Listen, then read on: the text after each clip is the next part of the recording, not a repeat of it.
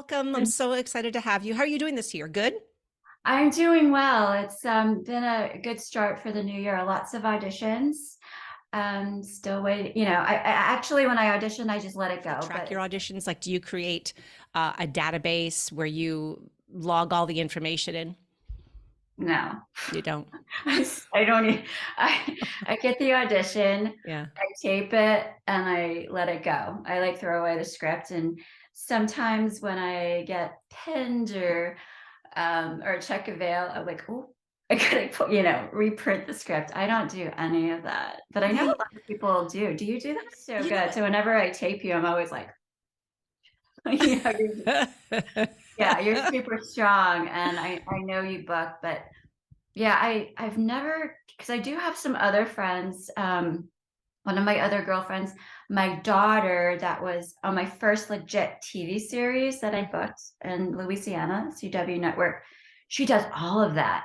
And she actually organizes it per with each casting director. So she has like some kind of database with each casting director. Mhm, And then what does she do? She even like puts the date. mhm. She puts her role, Hawaii Five O, the original Right. Hawaii Five O, and I saw people that look like me. And there, all the other shows back then, I never saw anyone that looked like me. So when I saw that, I would watch it with them, and I always said to myself, "I want to do that." But as a kid, you don't know how to do it. And then when I got into college, okay, so I started off modeling in high school, even though I'm short. I'm only 5'4", but in Jacksonville, where I grew up, I was still able to do print and runway as a petite model. And then when I got into college, I was fortunate. My parents paid for my college education, and I told my mom, and I said, Mom, I want to take acting classes or these theater classes in college.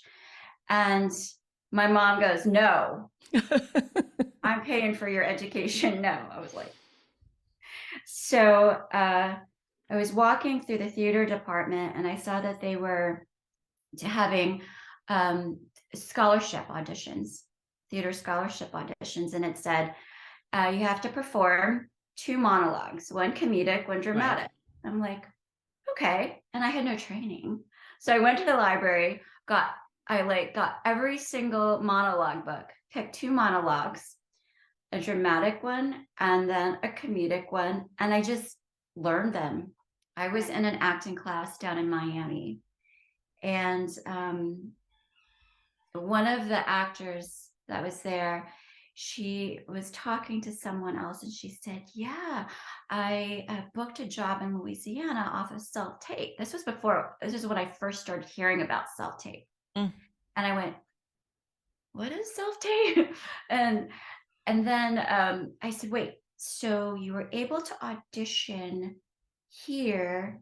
You didn't have to live in Louisiana, and you were able to audition. And she goes, yes. That's all she said. And I Hmm. tried to ask more, and she wasn't very forthcoming with any more information. So after that class, I I made it my goal is to figure out how she did it. So I got a Louisiana agent, which is very difficult when you don't have any credits. Think, And oh yeah, yeah, yeah. I really want to do that one. What are my steps that I can take to get in the door in that direction? Or do you just kind of sit and say, let's just see what the universe brings me? I do a little bit of both, Hmm. actually. So I always do like a vision board kind of thing. And then I try to create small steps like Hmm. towards towards it. And my I've been watching the Mindy Project on Hulu. I love that show. And my goal is to book something like that. I really want to book more. I mean, I audition for everything every opportunity that's given to me. But I love that show, and I love the writing, and I love the comedy of it. But my dream and my goal is to book a comedic TV series.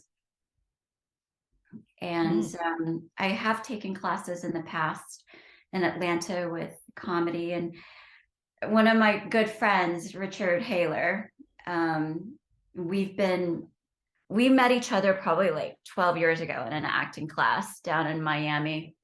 And we actually send each other our self tapes and we critique each other. And, we knew each other before any of us had credits. Mhm. And we're just very critical and honest with each other. But he's always told me years ago, he said, "You're funny. You're effing funny. Interesting. You should do." So, how was your experience going through Marvel? So, everybody Mm. watching here, Jane is a Marvel lady. So exciting. I know someone on Marvel. Um, Thank you. what was that process like for you? Okay, so when I got the audition request, they're very secretive. Marvel's very secretive, and I had to sign a lot of papers and DAs. So I'm going to be as careful as I I get can. that. Sure. So it said, so my agent, I've got like a rock star, kick-ass agent. All her emails was like, "I got your request. Let me know if you would like to audition. And if not, tell me why." And it said untitled Marvel. I was like, yeah. So they don't even tell you what it is. They Mm-hmm. don't tell you the name of it. So even to get the sides, you have to sign the NDA and sign a bunch of paperwork to Mm-hmm. get the sides. And then again, you don't know if they're dummy sides or what. So I did my NDA, got the sides, and it was actually the fourth pass of this audition. And yeah, I think they went through a couple of changes with maybe the character, ethnicity, male, female. Mm-hmm. I think that's so. Anyways, the fourth pass, and so I auditioned for it, and I got coached. I have a few different coaches for different things. And if I have time, sometimes it's just such a quick turnaround, and none of my coaches are available. So I taped for it, and it's so I taped for it, and I didn't hear anything for about a week, 10 days, and I kind of forgot about it. And then I got a call from my agent, and they're like, "Oh, you got a call back," and they wanted to do a redirect. So I did the redirect, and then I try not to get myself too excited because Mm-hmm. I had much rejection, so much rejection. So I really, really try, but of course I do, right? Right. Get excited. So I said, "Okay, I'm going to do this redirect, whatever." So I did the redirect, and a few days later, and there's so many steps, Yeah. right? And a few days later, they're like, "Oh, what?" They want to check your avail. I'm like, "Okay, check my avail. I still haven't booked it." I'm like, Mm-hmm. "Okay, this is moving forward." Mm-hmm. So they checked my avail, and they're like, "Do you have any conflicts?" I'm like, "No." And if I And if did, I did, I they wouldn't be anymore. but I don't say that. I'm like, Right. "Oh, no, I do not have any conflicts at this time."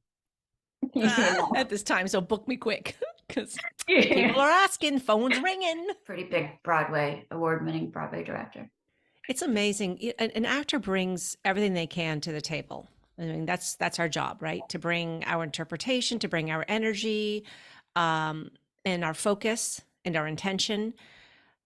And it is such an amazing blessing when you have other actors on set that are as giving and Yes. a director that Yes. truly wants to direct. I mean, I've been Or on knows, sets. I'm sorry, what'd you say? or knows how to Oh, direct nose. actor Yeah, from an actor perspective because right. it's different. I saw the reason why you got this opportunity is because you're on the right path. Exactly. You're on the right path. That's why the opportunity came. It doesn't mean you're going to book it. It just means the universe got the message.